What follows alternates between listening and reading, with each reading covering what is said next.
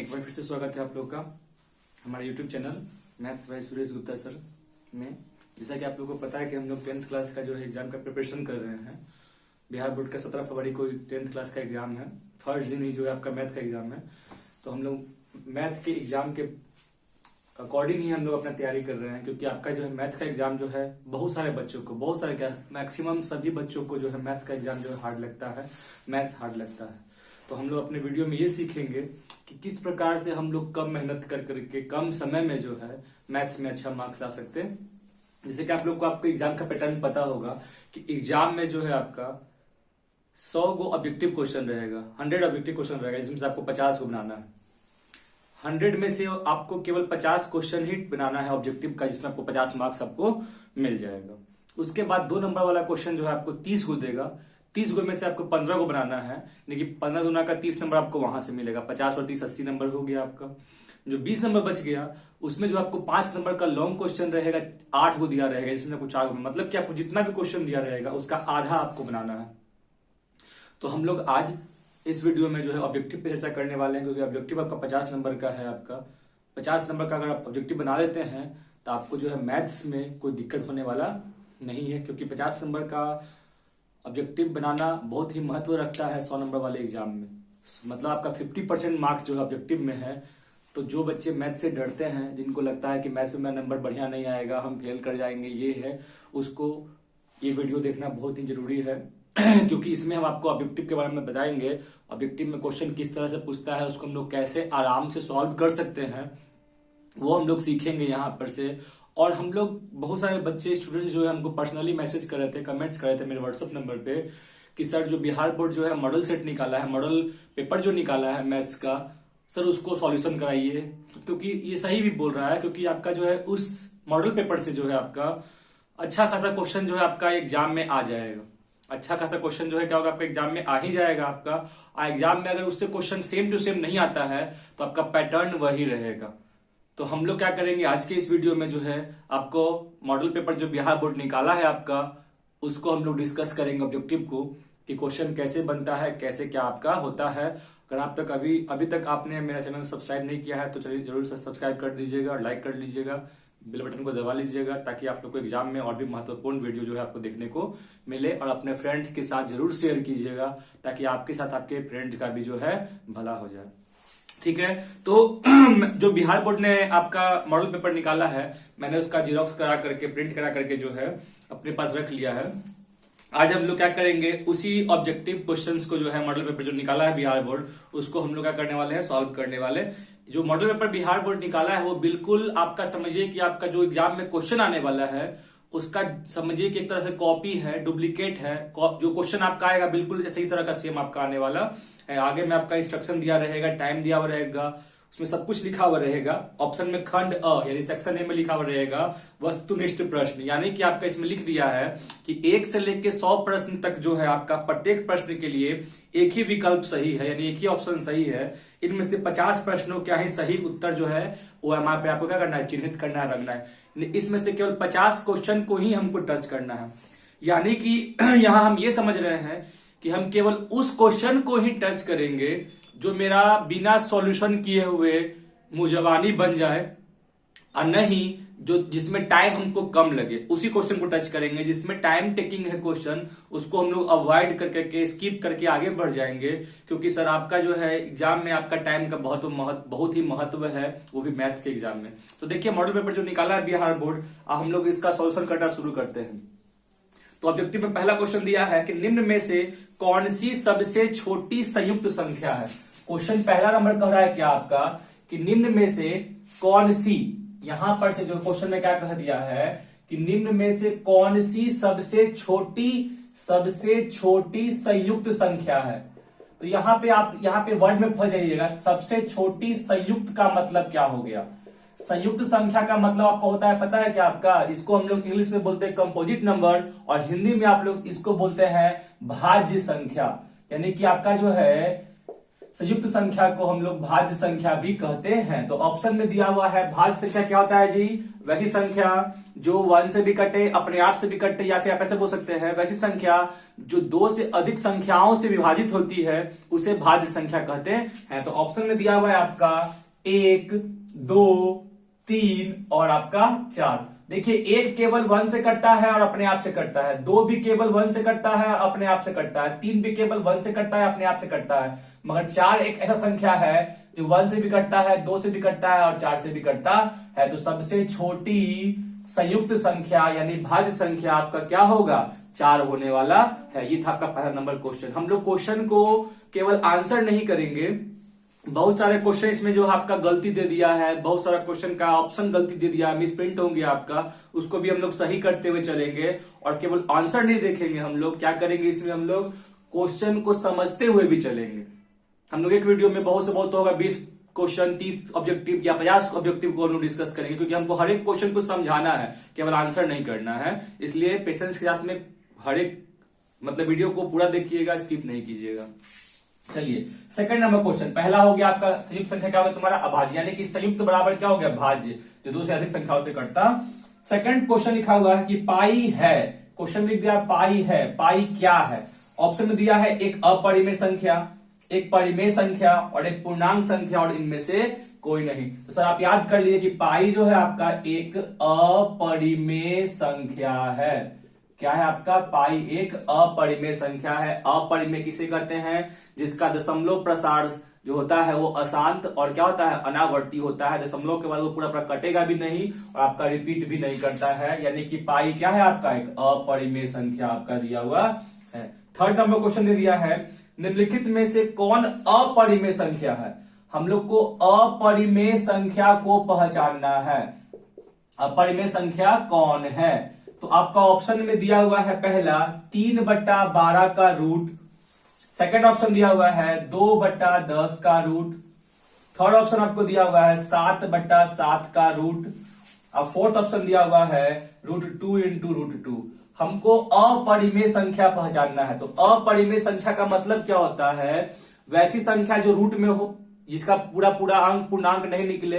तो आपको अपरिमेय को पहचानना है। तो सबके सब तो रूट में ही है, ये आपको कंफ्यूज करने के लिए दे दिया है। आपको यहां पर से करना क्या पड़ेगा कि सॉल्व करना पड़ेगा।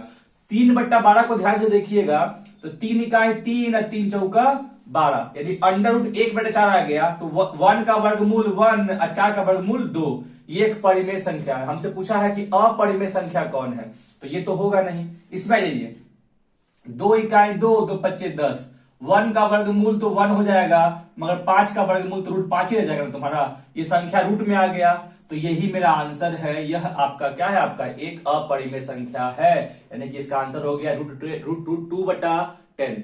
इसका आंसर आपका, क्योंकि देखिए ना 7/7 कट के 1 बन गया, 1 का वर्गमूल 1, √2 × √2 क्या तुम्हारा जाएगा 2। तो ये सब के सब क्या है, परिमेय संख्या है। और 1/√5 क्या आपका एक अपरिमेय संख्या है। तो हम लोग इसको ऐसे पहचानते हैं। 4 नंबर क्वेश्चन देखिएगा। 4 नंबर क्वेश्चन तुम्हारा कह रहा है क्या, यहाँ पर से दो संख्याओं का लसा व मसा बराबर है तो वह संख्याएं क्या होंगी। देखिए सर, हम लोग एक फॉर्मूला पढ़े हैं कि अगर a और b दो संख्या होता है तो संख्याओं का गुणनफल उनके मसा और लसा के गुणनफल के बराबर होता है। किन्हीं दो संख्याओं का गुणनफल जो होता है उनके लसा और मसा के गुणनफल के बराबर आपका होता है। तो यहाँ पे समझने वाली बात यहाँ ये थी कि कहा कि मसा और लसा बराबर है, तो हमने मसा और लसा को x बोल दिया, तो इधर क्या हो गया x², यानी कि दो संख्याओं का गुणनफल जो है x² आ रहा है, किस चीज का स्क्वायर आ रहा है। इसका मतलब है या तो a b के बराबर होगा या b a के बराबर, यानी कि यहां से हम कंक्लूजन ये निकाल रहे हैं कि यहाँ पे संख्याएं क्या होंगी, बराबर होंगी। तो क्वेश्चन में आप इसको याद कर सकते हैं, यदि दो संख्याओं का लसा और मसा बराबर है तो संख्याएं भी क्या होंगी, बराबर होंगी, समान होंगी। तो ऑप्शन में आपका दिया हुआ है कि आपका पहला अभाज्य, दूसरा बराबर, तो इसका आंसर क्या हो जाएगा, बराबर। बराबर आपका होगा। ये था आपका 4 नंबर क्वेश्चन। चलिए हम लोग आते हैं क्वेश्चन नंबर 5 पे। जो क्वेश्चन में डाउट होगा आप कमेंट कीजिएगा, कमेंट में हम जरूर तुरंत रिस्पॉन्स करेंगे, समझाएंगे, बताएंगे हम लोग, ठीक है।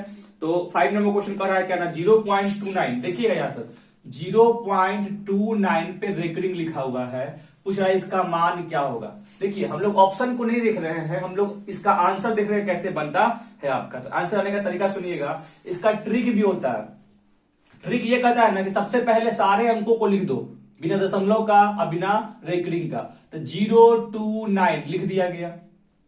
फिर उसके बाद कहता है क्या है ना कि जिस अंक पर रेकरिंग नहीं है उसको घटा दो। तो रेकरिंग किस पर नहीं है, 0 पर, 0 को घटा दिए। नियम कहता है क्या ना उसके बाद कि जितना अंक पे रेकरिंग है, के गो अंक पर रेकरिंग है, 2 गो अंक पर रेकरिंग है, 2 और 9, तो हम लोग 2 गो 9 नीचे में भागा में दे देंगे। तो इसका आंसर क्या निकल गया, 29/99। इसका क्या हो गया आपका आंसर। इसको हम लोग ट्रिक से बनाते हैं। ये क्वेश्चन जो है आपका केवल आप ही के एग्जाम में नहीं, कंपटीशन में भी आपका पूछता है। इस आपका क्वेश्चन नंबर 5। क्वेश्चन नंबर 6 देखिएगा, 6 नंबर लिखा हुआ है कि 1 माइनस साइन स्क्वायर 60 डिग्री का वैल्यू क्या होगा। तो हमको पता है कि 1 को तो 1 बोल दिए, साइन 60 का वैल्यू आप लोग को याद करना पड़ेगा। साइन 60 का वैल्यू होता है √3/2। तो यहां पर से √3/2 का स्क्वायर करेंगे तो पता है आप लोग को 1 माइनस √3 का स्क्वायर 3 और 2 का स्क्वायर 4। ये भिन्न का जो घटा हो गया, जब इसको एलसीएम लेके घटाइएगा 4 में से 3 चला जाएगा, कितना बचेगा 1/4 आपका इसका आंसर हो गया। ये सब ऑब्जेक्टिव क्वेश्चन जो है बनाने वाला है। अगर आप इसको स्किप करते हैं, छोड़ते हैं, तब भी कोई दिक्कत नहीं है, क्योंकि हम लोग वैसे क्वेश्चन को चुनेंगे जो बिना बनाए हुए मेरा मुजवानी आंसर हो जाए। ये आगे मैं आपको टाइम टेकिंग क्वेश्चन दे दिया है ताकि आपका टाइम इसमें बर्बाद हो जाए। हम लोग आगे बढ़ते हैं। क्वेश्चन नंबर आपका जो है 7 लिखा हुआ है, निम्नलिखित में से किसका दशमलव प्रसार शांत है। ऑप्शन दिया है 7/40, सेकंड ऑप्शन दिया है 5/21, थर्ड ऑप्शन दिया है 23/196, लास्ट ऑप्शन दिया है 31/121। देखिए किसका दशमलव प्रसार शांत है। तो आपको फर्स्ट चैप्टर में पढ़ना था कि किसी संख्या का, किसी भिन्न का अगर हर का गुणनखंड करने पर या तो केवल 2 आए, या तो केवल 5 आए, या 2 और 5 दोनों आए तो वो शांत होता है। अदरवाइज 2 5 के अलावा कुछ भी आ जाए, 3 7 11 कुछ भी आ जाए आपका, तो वो अशांत होता है। तो हमको यहाँ पर से दिख रहा है कि जब इसको तोड़ेंगे 40 को, नीचे वाला को, इसमें तो 21 है, तो 21 का मतलब 3 गुना 7, 3 आगे 7 आ गया, तो अशांत हो गया आपका। 190 है तो 190 में 45 यानी कि 3 आपको आने वाला है। हम जब 40 को तोड़ रहे हैं, 2 दूना का 4, दूना का 8, 8 पंचे 40, तो दिख गया हमको केवल 2 और 5 है ना, तो इसका दशमलव प्रसार कैसा होगा आपका, शांत होगा। यानी कि हर में केवल 2 रहे या केवल 5 रहे या 2 और 5 दोनों रहे, तो उसका दशमलव प्रसार क्या होगा आपका, शांत होता है। ये था क्वेश्चन नंबर आपका 7। ठीक है, हम लोग चलते हैं क्वेश्चन नंबर 8 की तरफ। फिर से वही क्वेश्चन पूछ दिया है, मगर अगला बार पूछ दिया है अशांत। देखिए जब शांत पूछा है तो केवल 2 5 होना चाहिए, 2 या 5 या 2 और 5 दोनों। अशांत पूछेगा तो 2 और 5 के अलावा कुछ भी रहेगा तो अशांत आपका हो जाएगा। तो पूछा है निम्नलिखित में से किसका दशमलव प्रसार अशांत है। पहला ऑप्शन दे दिया है 5/8, दूसरा ऑप्शन दे दिया है 6/15, नेक्स्ट ऑप्शन दे दिया है, आगे बढ़ेंगे ही नहीं सर हम लोग, क्यों, क्योंकि हमको दिख गया कि 3 दूना का 6 और 3 5 15। यहां पर से दिख रहा है कि 2 दूना का 4 दूना का 8, 8 का तोड़ने पे ही आएगा, 15 को तोड़ने पे नीचे 5 आ गया, काट लेना है, बिना काटे हुए नहीं देखना है हमको। 3 से पहले भिन्न को सरलतम रूप में ले आना है, सरलतम रूप में लाने के बाद उसका हर को देखना है। तो 3 से कट गया, 3 दूना का 6, 3 5 15, तो नीचे में केवल 5 न बच गया, ये भी शांत, ये भी शांत। नेक्स्ट दिया है 19/512 और लास्ट दे दिया है 31/343। तो सर इसको हम नहीं तोड़ेंगे क्योंकि लंबा ना है। ये तो पता है हमको 343 होता है, 7 का क्यू होता है, 7 गुना 7 गुना 7। तो हमको दिख गया कि इसके हर में आपका 2 5 के अलावा क्या है आपका 7 दिया हुआ है। इसका मतलब ये तुम्हारा क्या हो गया, अशांत दशमलव आपका हो गया। यानी कि मेरा आंसर क्या हो जाएगा आपका 31/343। जिस सिंपल सी बात है, जिसके हर में 2 या 5 रहे, 2 रहे, वो आपका शांत, 2 5 के अलावा कुछ भी आ गया तो वो क्या हो जाएगा आपका अशांत होता है। तो ये आपका ऑब्जेक्टिव क्वेश्चन नंबर आपका 8 तक था।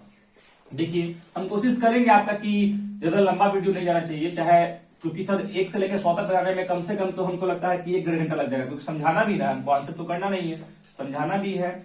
इसलिए कोशिश करेंगे कि 2 वीडियो में जो है हम 100 ऑब्जेक्टिव को कोशिश करेंगे बनाने का। देखिए था आपको क्वेश्चन नंबर आपका 9 तक। आगे देखते हैं हम लोग।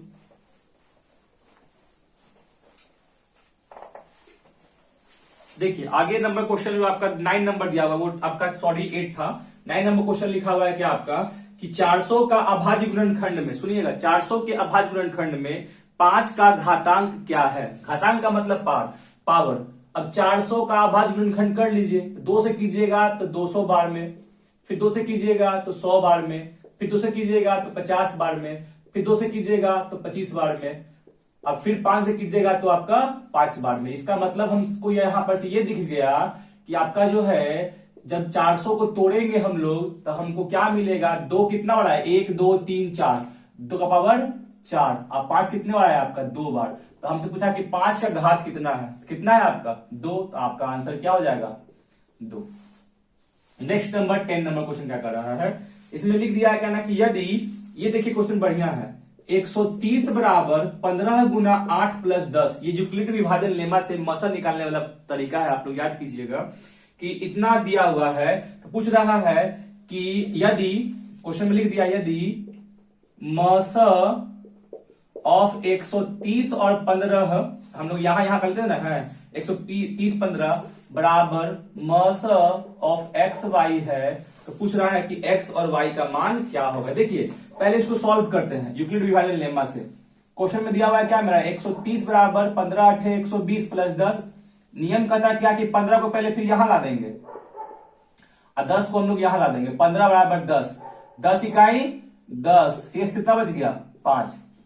पुनः इस 10 को यहां लिखेंगे और 5 को यहां लिखेंगे, 5 गुना का 10 प्लस 0, 0 आपका आ गया ना, बस इतना ही बार हम लोग इसको ऐसे लिखेंगे। इस यहां पे क्या लिखा था कि मस ऑफ 130 15 बराबर मस ऑफ 15 10 बराबर मस ऑफ 10 5, इसको ऐसे लिखेंगे हम लोग कि मस ऑफ 130 15 बराबर मस ऑफ 15 10 बराबर मस ऑफ 10 5 बराबर आपका क्या होगा, यही वाला आपका हो जाएगा 5।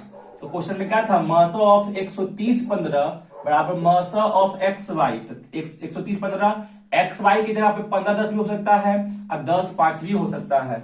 ऑप्शन में जो है 10 5 नहीं दिया है, 15 10 दिया है, तो मेरा आंसर क्या जाएगा आपका एक्स वाई बराबर आपका 15 और 10 आपका हो गया। तो ये यूक्लिड विभाजन लेमा से क्वेश्चन दिया हुआ था जिसको भी आपको ध्यान देना था। ठीक है, चलिए हम लोग चलते हैं नेक्स्ट क्वेश्चन पे, 11 नंबर क्वेश्चन पे।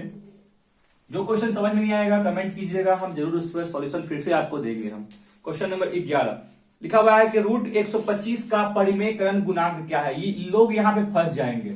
ऑप्शन में दिया हुआ है पहला √2, सेकंड ऑप्शन दिया हुआ है √3, थर्ड ऑप्शन दिया हुआ है आपका √5, अब फोर्थ ऑप्शन दिया हुआ है √5। समझिएगा क्वेश्चन क्या कहा रूट 125 का परिमेयकरण गुणांक क्या है। परिमेयकरण गुणांक का मतलब है कि इसमें कौन सी संख्या से गुना करें कि ये परिमेय बन जाए। परिमेय का मतलब रूट इसका हट जाए। तो लोग कहेंगे ना कि सर यहां पर से 125 का रूट है ना, हम इसको रूट 125 से ही गुना करेंगे रूट हट जाएगा। नहीं, ये आपको फंसा रहा है। आप क्या कीजिएगा, अगर आप आंसर में ये कह दीजिएगा कि सर रूट में रूट से गुना कर देंगे उसी संख्या से तो रूट हट जाएगा। ठीक है, आप कहेंगे सर 125 से गुना कर देते हैं, जब 125 को तोड़िएगा आप तो 5 5 25 5 125, यानी कि आपको कितना आ गया 5√5। तो आप इसको टिक कर दीजिएगा, जबकि ये गलत है आपका। क्वेश्चन को समझिए, क्वेश्चन दिया है रूट 125 का परिमेयकरण गुणांक क्या है। तो परिमेयकरण गुणांक का मतलब जो है न्यूनतम संख्या, सबसे छोटी संख्या क्या गुना करे कि वो परिमेय बन जाए। तो पहले इसको तोड़ेंगे, तो तोड़ने पे हमको ये मालूम चला कि मैं संख्या क्या दिया हुआ है, तो 5 5 25 5 125 यानी कि 5√5 दिया हुआ है। इसका मतलब कि संख्या 5√5 है। रूट में केवल √5 का दिया हुआ है। तो अगर हमको इसको परिमेयकरण करना है, परिमेय बनाना है, तो केवल √5 से ना गुना करना पड़ेगा। ये ट्रिकी क्वेश्चन था। इसका आंसर जो होगा आपका कि 5√5 में केवल √5 से गुना कर देंगे तो ये दोनों मिलकर स्क्वायर होकर रूट हट जाएगा। तो इसका आंसर √5 होगा, ना कि 5√5 होगा। ये ट्रिकी क्वेश्चन है, लोग इसको बनाएंगे अब बोलेंगे कि हम तो सही बना के आए हैं, गलती मेरा कैसे हो गया। देखिए गलती कैसे होगा, पहले इसको तोड़ने के बाद देखिए कि क्या गुना करना है हमको, न्यूनतम। तो न्यूनतम हमको √5 गुना करना था, तो ऑप्शन नंबर सी इसका होगा, ऑप्शन नंबर डी नहीं होगा। चलिए क्वेश्चन नंबर 12 पे आते हैं। 12 नंबर क्वेश्चन क्या लिखा हुआ है, निम्नलिखित में से कौन सा युग्म सह अभाज्य है। देखिए यहाँ पर एक वर्ड आ गया सह अभाज्य। ऑप्शन दिया हुआ है 9 16 15 20, थर्ड दिया हुआ है आपका 21 84, अब फोर्थ आपका दिया हुआ है 13 और 65। कहा है कि कौन सा युग्म, कौन सा जोड़ा सह अभाज्य है। यहां पे एक वर्ड आ गया सह अभाज्य है। आप मेरा एक वीडियो देखिएगा जिसमें मैंने लिखा है कि √2 एक अपरिमेय संख्या है, प्रूफ करने वाला, जो कि एग्जाम में आपका आएगा ही आएगा। तो आपका जो सहभाज्य मैंने वहां पे डिस्क्राइब किया था, सब बताया था कि दो संख्याएं जिनमें एक कॉमन होता है केवल, या फिर जिनका मस यानी कि महत्तम समापवर्त एक होता है, उसको हम लोग सहअभाज्य कहते हैं। यानी कि दोनों में से कॉमन क्या चाहिए मेरा 1। तो आप देख लो पहला ही ऑप्शन 9 और 16 है, तो 9 और 16 में केवल 1 कॉमन है। क्यों? 9 को तोड़ लीजिए, 3 तिहाई 9 1, और 16 को तोड़ दीजिएगा, 2 दूना का 4 दूना का 8 दूना का 16, और एक कॉमन, केवल एक ही कॉमन है। तो मेरा आंसर क्या होगा? 9 और बाकी सब में देख लीजिए, 15 20 में 5 कॉमन है, 21 84 में 21 कॉमन है, 13 65 में 13 कॉमन है। तो केवल 9 और 16 ही संख्या ऐसा है जिसमें केवल 1 कॉमन है। तो मेरा 9 और 16 क्या है? आपका सहअभाज्य संख्या आपका होगा। देखिए क्वेश्चन नंबर 13 लिखा हुआ है, कुछ क्वेश्चन है जो आपका मुझवानी वाला आंसर है, इसी को छूना है। लिखा हुआ है रैखिक बहुपद के शून्यकों की संख्या कितनी होगी? रैखिक बहुपद का घात कितना होता है? 1। जितना घात उतना शून्य। तो रैखिक बहुपद के शून्यकों की संख्या कितनी होगी आपका? 1 होगा। 13 का आंसर 1 होगा। 14 नंबर क्वेश्चन क्या लिखा हुआ है आपका कि बहुपद लिख दिया है x - 1 का शून्य क्या होगा? देखिए इसका शून्य पूछ रहा है। किसी भी बहुपद का शून्यक निकालने के लिए हम लोग उसको 0 के बराबर करते हैं। तो जब हम x - 1 बराबर 0 करेंगे तो यहां से x का मान क्या आ गया आपका? 1। यानी कि इस x - 1 बहुपद का शून्य क्या होगा आपका? 1 होने वाला है। तो फास्ट बता रहे हैं क्योंकि 100 क्वेश्चन है, हमको 100 क्वेश्चन को डिस्क्राइब करना भी है, सॉल्यूशन भी करना है, और आपको समझ में भी आना चाहिए। चलिए ये था आपका 14 नंबर क्वेश्चन। देखिए 15 नंबर क्वेश्चन, हम लोग क्विक रिवीजन कर रहे हैं, समझिए एक तरह से क्रैश कोर्स कर रहे हैं। किसके लिए? एग्जाम के लिए। क्वेश्चन नंबर 15 कह रहा है कि आपका किसी द्विघात बहुपद का शून्यक यदि -4 और 7 है तो द्विघात बहुपद क्या होगा? देखिए सर बहुत लोग इसमें कंफ्यूज कर जाएंगे। शून्यकों का योग और गुणनफल नहीं दिया है, कहा है कि द्विघात बहुपद का एक शून्यक -4 यानी अल्फा दिया हुआ है, -4 का दिया हुआ है, और बीटा 7 का दिया हुआ है। तो पूछ रहा है कि बताइए कि द्विघात बहुपद आपका क्या होगा? देखिए सर इसको बहुत तरह से बना सकते हैं।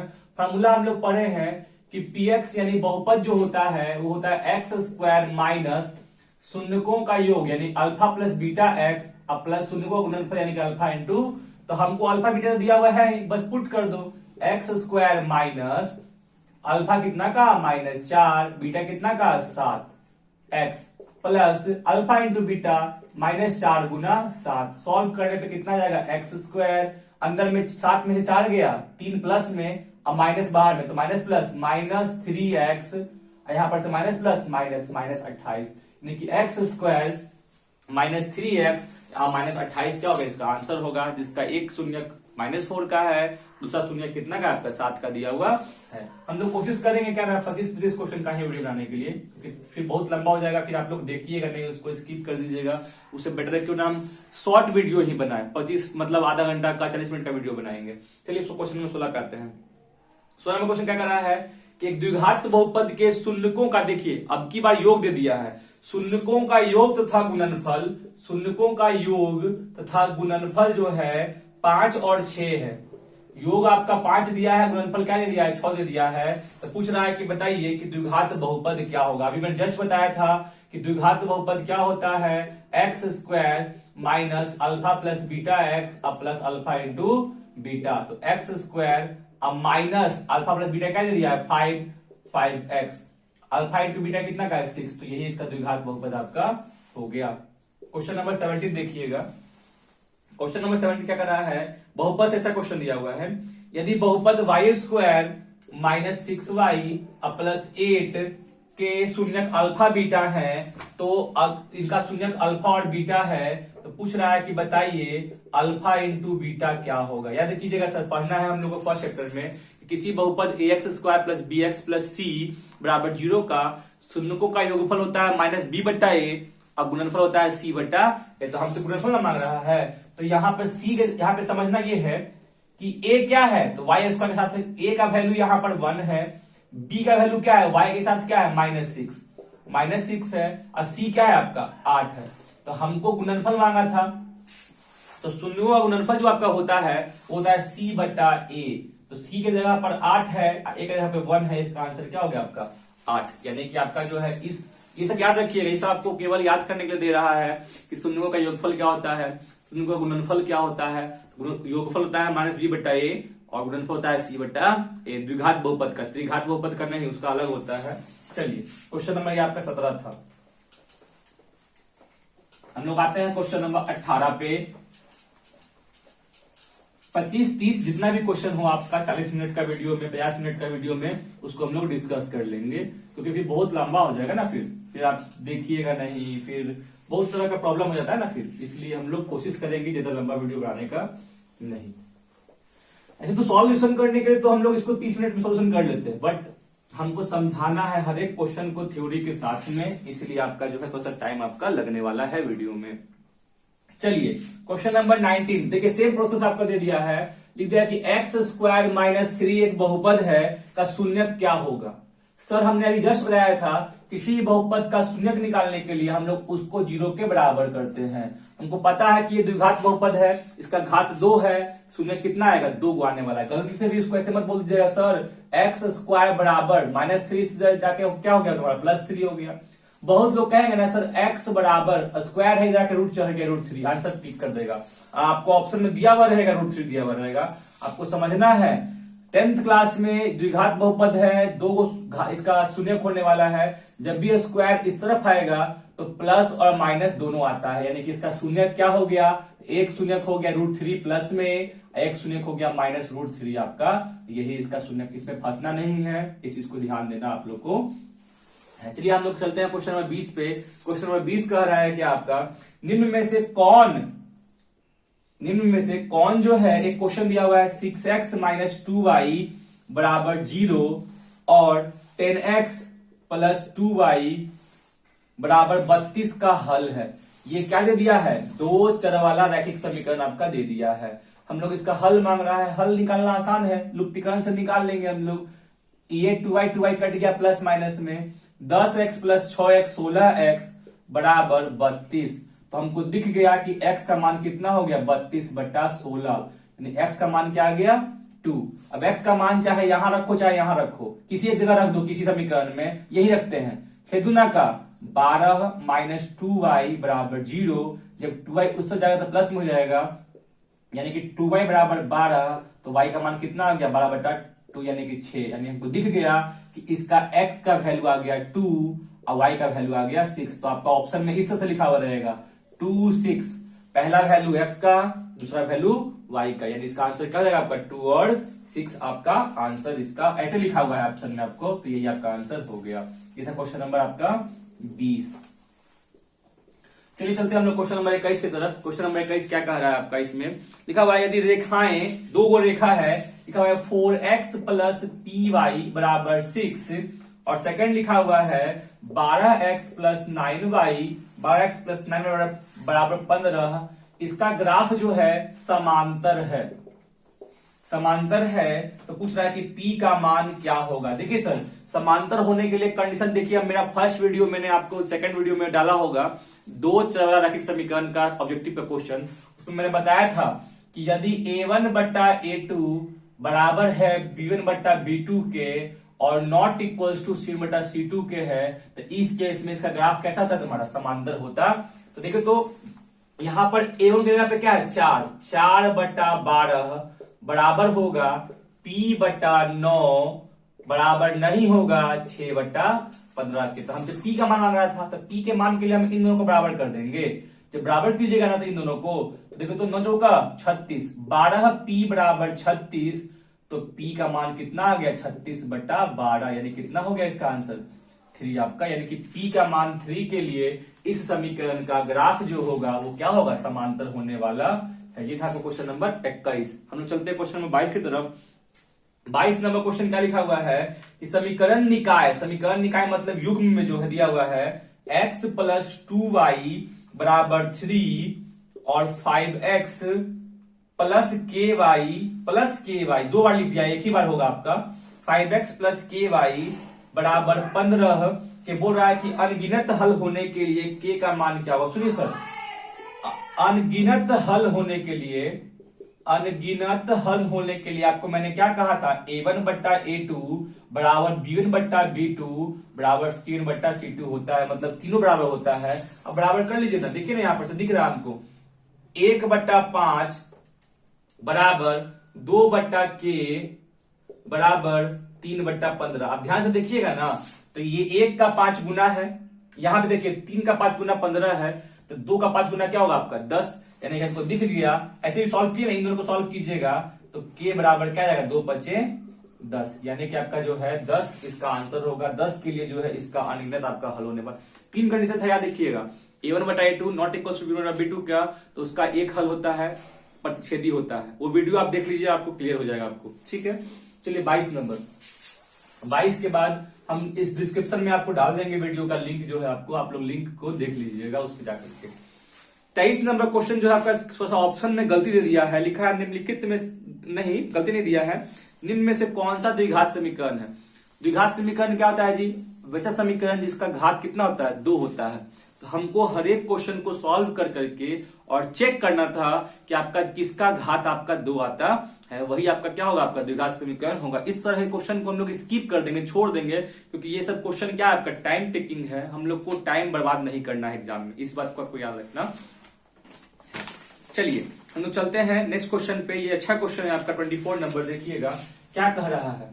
लिख रहा है क्या आपका कि एक द्विघात समीकरण px² प्लस qx और प्लस r बराबर 0 प्लस qx प्लस r बराबर 0 के मूल क्या होंगे। सर यहां पर से क्या किया है ना कि p q r लिख दिया है। हम लोग पढ़े हैं ax² plus bx plus c बराबर, हम लोग मूल क्या पढ़े थे कि मूल होता है इसका द्विघाती सूत्र से -b plus minus √b² minus 4ac/2a।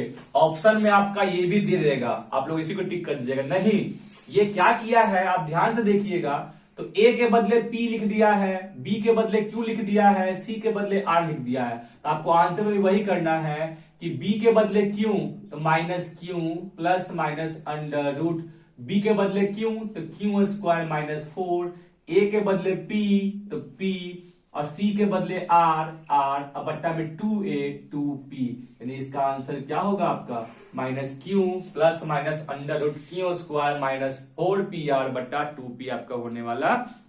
ये था आपका क्वेश्चन नंबर 24। ये अच्छा क्वेश्चन था आपका। 25 नंबर क्वेश्चन क्या करा, देखिए कि आपका जो एक द्विघात समीकरण दिया हुआ है 6x² plus 6x plus 6x plus 1 बराबर 0। कहा कि इसका मूलों का प्रकृति, देखिए सर जब मूलों का प्रकृति मांगेगा ना, तो देखिए तो यहां पर से a का वैल्यू क्या है, इसका 6 है, b का वैल्यू भी क्या है आपका 6 ही है, और c का वैल्यू क्या है आपका 1 दिया हुआ है। जब भी मूलों का प्रकृति का बात करेगा तो मूल के प्रकृति के हम लोग क्या करते हैं, d निकालते हैं, यानी कि डिस्क्रिमिनांट यानी कि विवेचक निकालते हैं b² माइनस 4ac। तो यहां पर से b क्या है 6 का है, 6² माइनस 4, a के जगह पर 6 और b के जगह c के जगह पर आपका 1। 36 में से 24 जाएगा, क्या बच गया 12।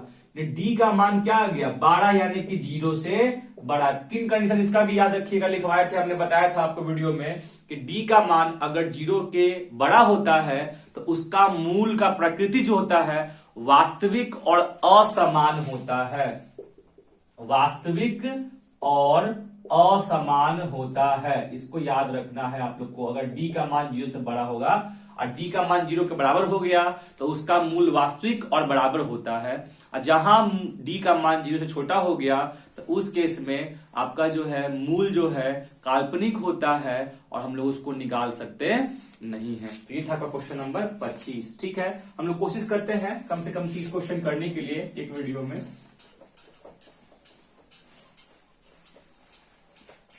चलिए था क्वेश्चन नंबर आपका 25 तक आपका हो गया। 25 के बाद हम लोग आगे बढ़ेंगे क्वेश्चन की तरफ। 100 क्वेश्चन दिया है, 100 क्वेश्चन में से आपको अगर 50 क्वेश्चन भी समझ में आ जाता है, आपको एग्जाम में 50 क्वेश्चन ही बनाना है केवल समय को बचाते हुए। और आगे में ये नहीं कि लाइन से बनाइएगा सर, हो सकता है आगे में आपका क्वेश्चन आसान दिया हो मुजवानी और आप पीछे आगे में और पीछे में जो है आपका आसान दिया हो, आगे में आपका कैलकुलेटर दे दिया गया हो, तो थोड़ा सा क्वेश्चन को ध्यान से देखना भी आप लोग को। चलिए क्वेश्चन नंबर 26 पे चलते हैं हम लोग। 26 लिखा हुआ है, देखिए सब आसान है, बार बार मूलों का योगफल गुणनफल आ रहा है। लिखा हुआ है कि द्विघात एक समीकरण है 3x² माइनस 18x प्लस 6। कह दिया है क्या आपका बराबर इसका मूलों का योग क्या होगा। मूलों का योग मतलब अल्फा प्लस बीटा होता है -b/a। तो b के जगह पे क्या है आपका -18 दिया हुआ है, तो -18 माइनस बी था तो माइनस, और बी की जगह पे -18 और ए की जगह पे क्या आपका 3 दिया हुआ है, तो माइनस माइनस क्या हो गया प्लस, 18/3 कितना हो गया तुम्हारा इसका आंसर 6 मूलों का योगफल आपका निकल गया। क्वेश्चन नंबर 27 देखिएगा। क्वेश्चन नंबर 27 कह रहा है क्या कि द्विघात समीकरण ax² plus bx plus c बराबर 0 दिया हुआ है। पूछ रहा है कि इसका मूल जो है एक दूसरे के व्युत्क्रम है, मतलब समझना है इसका जो मूल होता है ना एक दूसरे के व्युत्क्रम, मतलब कि अगर एगो x है तो इसका व्युत्क्रम का मतलब होता है उल्टा, यानी कि 1/x। जहां पर भी ऐसा क्वेश्चन कहे ना कि मूल जो है आपका एक दूसरे का उल्टा है, तो आपको समझना ये है कि इनका गुणनफल जो होगा वो क्या होगा, हमेशा 1 के बराबर।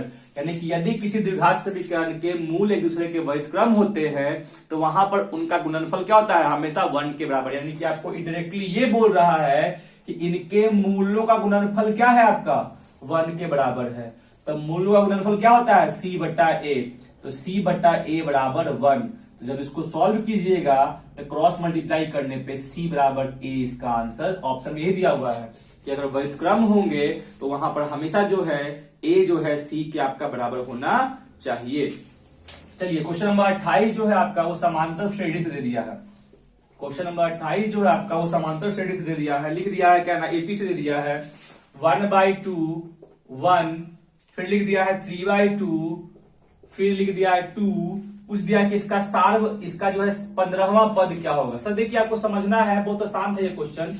15वां पद आपसे मांग दिया, इसको हम लोग मुतवानी बना सकते थे। सर पहला पद क्या है आधा, फिर 1, फिर 3/2 का मतलब 1.5 है, फिर 2, आधा आधा बढ़ रहा है, मतलब कि 2 बार में 1 तो 14 बार में क्या होगा आपका 7, नहीं 15वां पद आपका 7.5 का मतलब 15/2 होगा। चलिए छोड़ दीजिए, आप इसको बना ही लीजिए। इसका प्रथम पद क्या है 1/2, सार्व अंतर यानी दो पदों का अंतर कितना है 1 में से आधा जाएगा तो आधा ही बचेगा।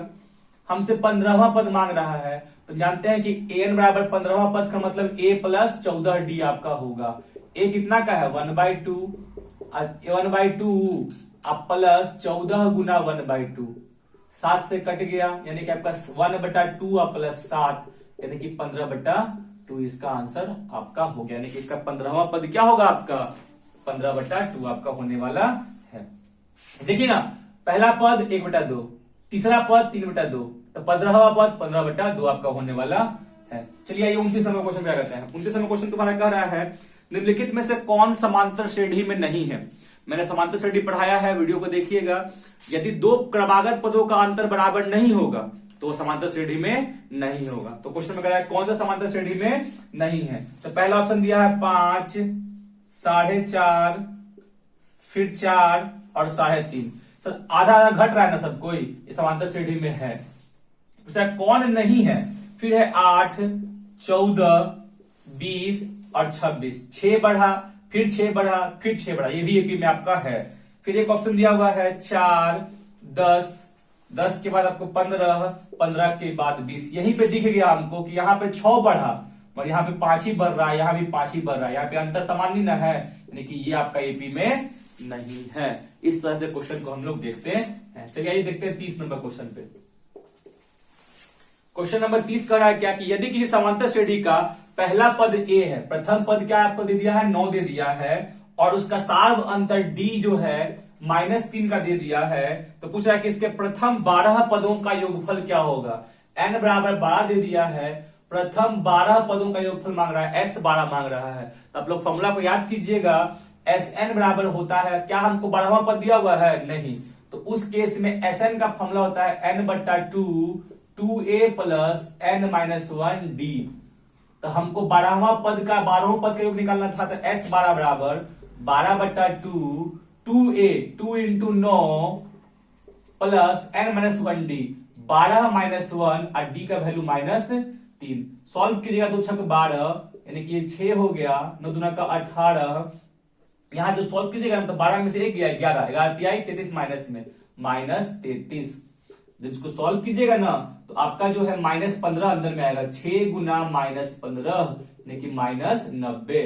यानी कि इस एपी के जब तक आपको फॉर्मूला नहीं याद रहेगा इस क्वेश्चन को आप लोग नहीं बना सकते हैं। हम पहले ही बोल रहे हैं इस तरह क्वेश्चन को हम लोग छोड़ देंगे, जो लॉन्ग होगा, बनाने वाला होगा, क्वेश्चन वैसा चुनेंगे जिसमें बिना बनाए हुए मेरा आंसर हो जाएगा। तो देखिएगा इसमें आएगा क्वेश्चन उस तरह का। इतना क्वेश्चन नंबर 31 नंबर क्वेश्चन तुम्हारा कह रहा है क्या, किसी समांतर श्रेणी का जो है दिया हुआ है, अभी समांतर श्रेणी से क्वेश्चन दे रहा है, 17, 34, 51 का कौन सा पद 170 होगा। देखिए सर, ऐसे तो हमको ये पता है मुंजवानी, 17 का पहाड़ा है, 17, 34, 51, 17 के पहाड़ा में 10 मर्तबे में क्या आएगा आपका 170, यानी कि इसका 10वां पद क्या होगा 170 होगा। और नहीं तो याद रखिएगा, एन निकालने के लिए मैंने एक फॉर्मूला बताया है, an माइनस ए अंतिम पद माइनस प्रथम पद बट्टा सार्व अंतर प्लस 1।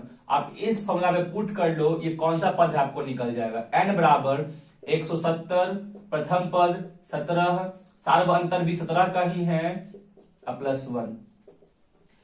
170 में 17 जाएगा तो 153 बट्टा 17 प्लस 1, 9 प्लस 1 कितना गया आपका, यानी कि 170 जो है क्या है उसका 10वां पद आपका है। ये एपी का क्या हो गया आपका 10वां पद आपका हो गया। ये आपका 31 तक क्वेश्चन हो गया है। हम लोग कोशिश कर रहे हैं कि 35 तक कम से कम ले चले, ज्यादा लंबा वीडियो को नहीं किया जाए।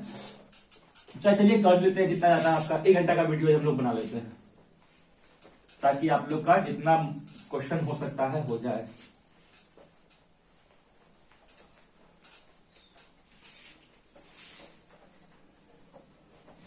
इकतीस तक का क्वेश्चन आपका हो गया। चलिए हम लोग चलते हैं 50 तक क्वेश्चन करने के लिए। 32 नंबर क्वेश्चन क्या कर रहा है देखिएगा। क्वेश्चन नंबर 32 कह रहा है कि आपका कि समांतर श्रेणी दिया हुआ है 51, एकदम तुरंत क्वेश्चन दिमाग में आना चाहिए, 51, 48, 45 एंड सो ऑन। लिख दिया है क्या ना कि इसमें जो है आगे तक 6 लिख दिया है, और लिख दिया क्या ना कि इसमें पदों की संख्या क्या है। पदों की संख्या मतलब आपसे n मांग रहा है, पदों की संख्या क्या है। सर इसका प्रथम पद 51, nवां पद 6, सार्व अंतर 48 में से 51 गया 3 -3। तो अभी जस्ट मैंने बताया था कि n बराबर क्या होता है, nवां पद यानी अंतिम पद मतलब प्रथम पद बटा सार्व अंतर प्लस 1। आप रख के देखो ना यहां पर से, अंतिम पद 6 माइनस प्रथम पद 51, सार्व अंतर -3 और प्लस 1। n का मान हमेशा पूर्णांक में आएगा, पूरा आएगा। 51 में से 6 चला गया आपका तो बचेगा 45, -45 बट्टा -3 प्लस 1, माइनस कट गया 3 से 15 बार में, यानी कि इसमें कुल कितने पद है आपका 16 पद आपका। ये था क्वेश्चन नंबर आपका 32 नंबर। चलिए हम आते हैं 33 नंबर में। एकदम क्वेश्चन सर आपका सेम टाइप देगा, इसी तरह का देगा, बस डाटा चेंज कर देगा, आपको वैल्यू चेंज कर देगा, क्वेश्चन आपका इसी रहेगा। 33 नंबर क्वेश्चन कराया है क्या कि 0 से लेकर के 50 के बीच कितनी विषम संख्याएं हैं।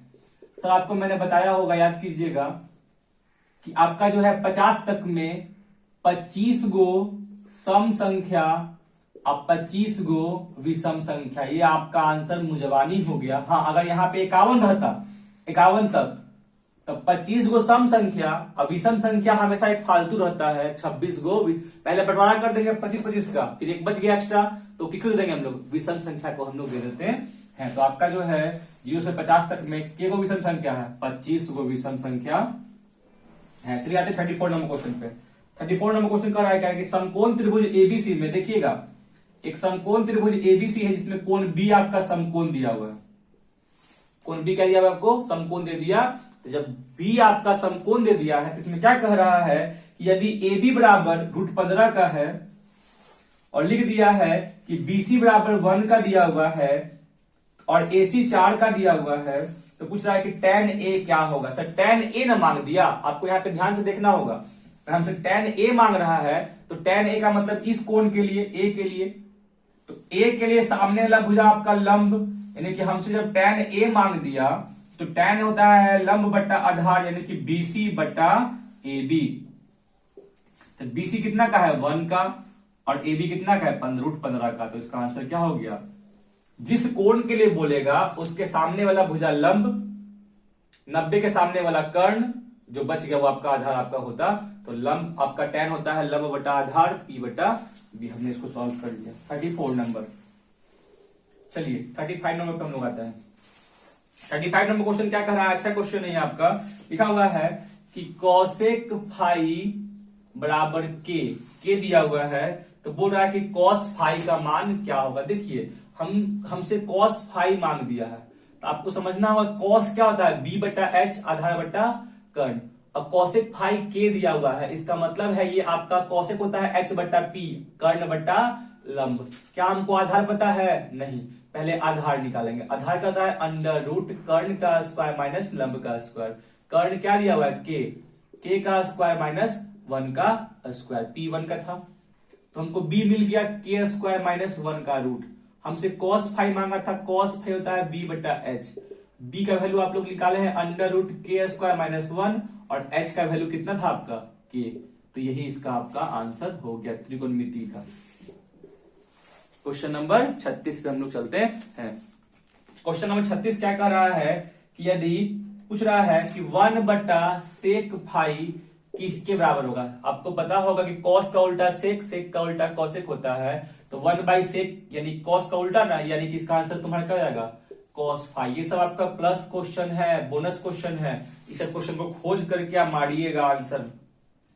नेक्स्ट लिखा हुआ है क्वेश्चन में cot x into ten x क्या होगा। देखिएगा cot और tan एक दूसरे का उल्टा होता है, तो cot को हम बोलेंगे 1 बटा tan x into ten x. ऐसे भी सर आप फॉर्मूला पढ़े होंगे कि cot इंटू tan क्या होता है आपका 1 के बराबर होता है, sin into cosec 1, cos into sec 1, tan into cot आपका 1 होता है। चलिए 36 नंबर हो गया आपका। 37 नंबर क्वेश्चन में चलते हैं हम लोग। 37 नंबर क्वेश्चन आपका दिया हुआ है, ये 37 नंबर ही क्वेश्चन था सर, ये 35 था आपका cosec फाई वाला, 36 नंबर था ये वाला, 37 नंबर ये था आपका, 38 नंबर पे आते हैं हम लोग। 38 नंबर क्वेश्चन तुम्हारा कह रहा है क्या कि यदि cos फाई बराबर 1/2, ट्रिगो आ गया, ये b बटा h होता है, याद कीजिएगा आधार बटा कर्ण, ट्रिक याद कीजिएगा p b p h h b, पहला वैल्यू साइन का p बटा h, दूसरा वैल्यू cos का b बटा h, तीसरा वैल्यू tan का p बटा b। तो cos फाई बराबर 1/2 दिया हुआ है, यानी कि b बटा h दिया हुआ है, p दिया हुआ है नहीं, तो पहले p निकालेंगे, तो p मतलब under root h square minus b का स्क्वायर। h कितना का है, 2 का, 2 का स्क्वायर माइनस 1 का स्क्वायर, 4 में से 1 गया, यानी कि आपका √3 बच गया, p मिल गया। तो मांगा क्या था हमसे, तो मांगा था कि cosec फाई क्या होगा। तो cosec साइन का उल्टा होता है, साइन होता है p बटा h, तो ये h बटा p, h बटा p, h का मान कितना है 2, अब p का मान कितना है √3, इसका आंसर क्या हो गया 2 बटा √3 आपका हो गया। ठीक है ना। क्वेश्चन नंबर हम चलते हैं 39 की तरफ। 39 नंबर क्वेश्चन क्या कर रहा है कि यदि थीटा बराबर 45 डिग्री का है, तो पूछ रहा है क्या कि बताइए कि sec theta plus cosec theta का मान क्या होगा। सर इसका मतलब आपसे मांग रहा है कि सेक 45 और प्लस कॉसेक 45 का मान क्या होगा। देखिए सेक 45 जो होता है कॉस 45 का उल्टा, साइन और कॉस 45 बराबर होता है 1/2, तो सर सेक 45 भी होता है √2 का, और कॉसेक 45 भी होता है √2 का, तो √2 प्लस √2 कितना जाएगा आपका 2√2। ये था आपका क्वेश्चन नंबर 39। ठीक है, इसका आंसर यही हो गया। क्वेश्चन नंबर 40 की तरफ चलते हैं। ये लिखा हुआ था कहना कि यदि ये क्वेश्चन जो है आपका यहां नहीं बनेगा, ये क्वेश्चन इधर बनेगा, इसलिए हम लोग बस यहां पे हम लोग आते हैं, इसको इधर मिटाते हैं।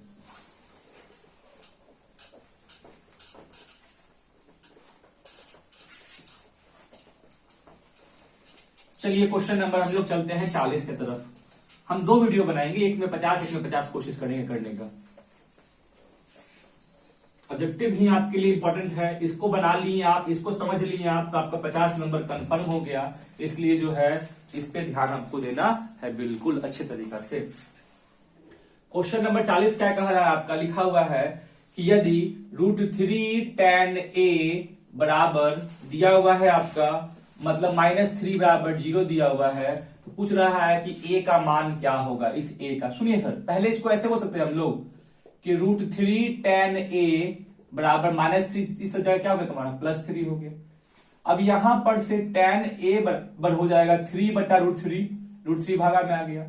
जब इसको सॉल्व कीजिएगा ना तो आप परिमेयकरण कर दो √3 से, तो 3√3 या बटा 3 हो गया, 3 कट गया। आप खुद सोचो कि tan में किसका मान √3 होता है 60 का, तो a का वैल्यू कितना तुम्हारा हो गया 60 डिग्री, इसका आंसर हो गया। क्वेश्चन नंबर 41 पे हम लोग चलते हैं। 41 नंबर क्वेश्चन क्या कह रहा है?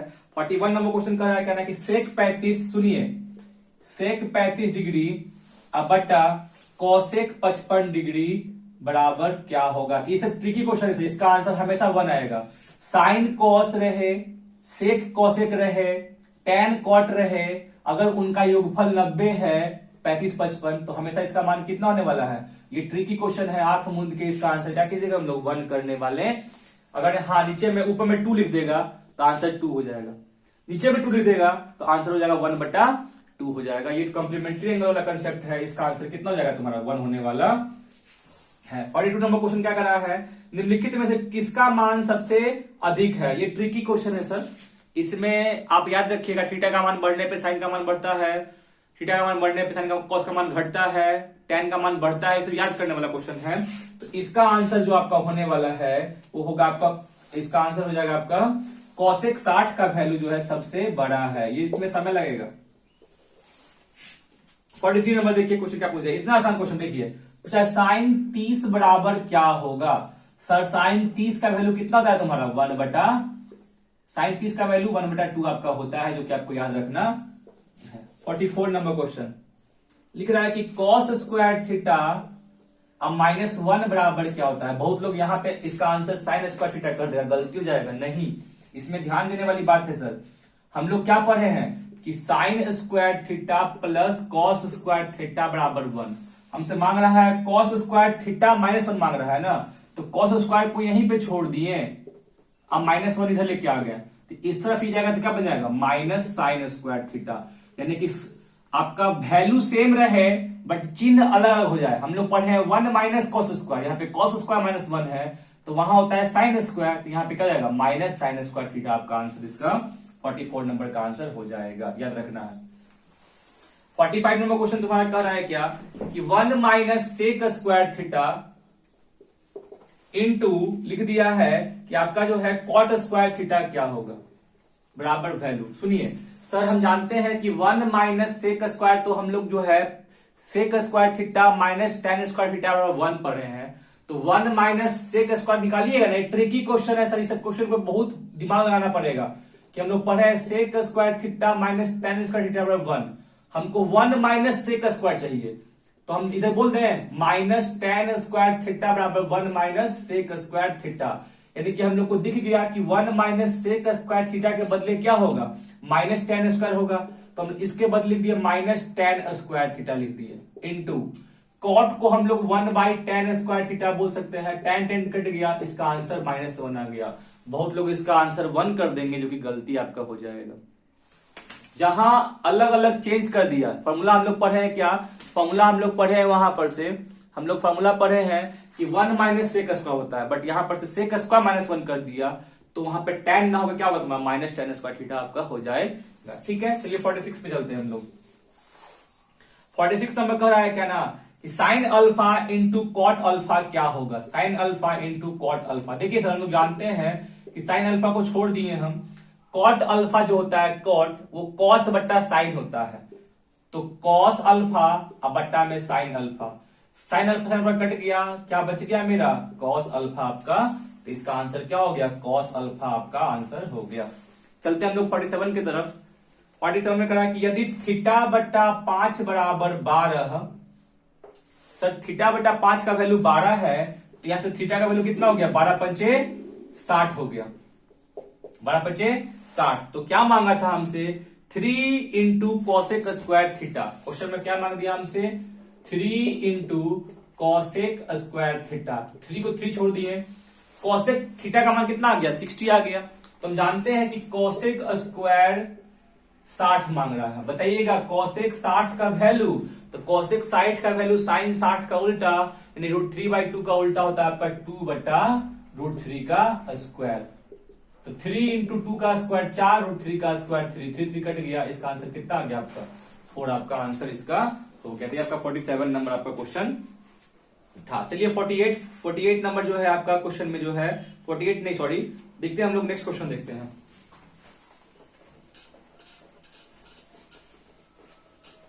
जो क्वेश्चन आपका लगे कि नहीं ये क्वेश्चन नहीं बनने वाला है, टाइम टेकिंग है, उस क्वेश्चन को हम लोग छोड़ करके आगे बढ़ जाएंगे। देखिए नेक्स्ट क्वेश्चन लिखा हुआ है कि निम्नलिखित में से कौन सा जो है कोसेक 60 के बराबर है। देखिए कोसेक 60 के बराबर है, तो कोसेक 60 का मान अभी आपके सामने लिखे थे क्या, 2/√3। तो हमसे इसका आंसर 2/√3 हो गया, बट ऑप्शन में ये दिया हुआ है ही नहीं, लिखा हुआ है निम्नलिखित में से कौन सा कोसेक 60 के बराबर है।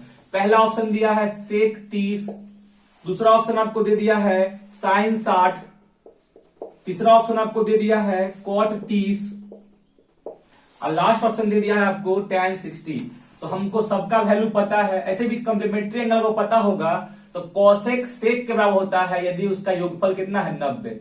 ऐसे भी सर सेक 30 का मान 2/√3 ही होता है, साइन 60 का मान √3/2 होता है, कॉट 30 का मान आपका जो है कॉट 30 का मान आपका जो है √1/√3 होता है ना उसका tan का, तो उल्टा √3 होता है, tan 60 का वैल्यू √3 आपका होता है। तो 2/√3 किसके बराबर है, तो सेक 30 के बराबर आपका दिया हुआ है।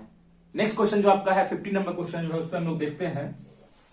तो 50 नंबर क्वेश्चन में लिखा हुआ है कि आपका यदि यहां पर से जो है ये सब क्वेश्चन जानते हैं, 50 नंबर क्वेश्चन हो गया, 48 नंबर क्वेश्चन हो गया, लेदी क्वेश्चन है, इसमें समय आपको बर्बाद करना नहीं है।